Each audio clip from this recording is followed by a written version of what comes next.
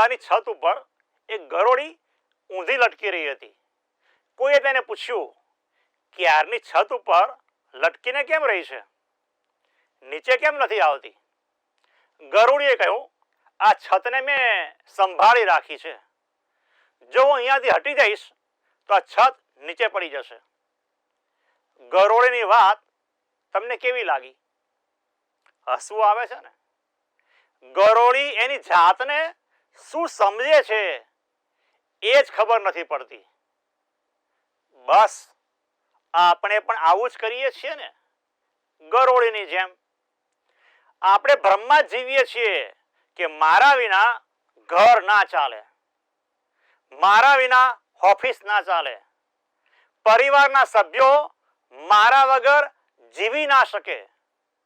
હું છું તો પોષણ થાય છે, બાકી બધા રખડી પડે.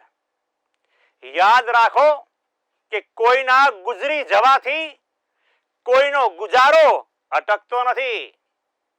આપણે આ પૃથ્વી ઉપર નહોતા આવ્યા ત્યારે પણ આ બધું બરાબર જ ચાલતું હતું.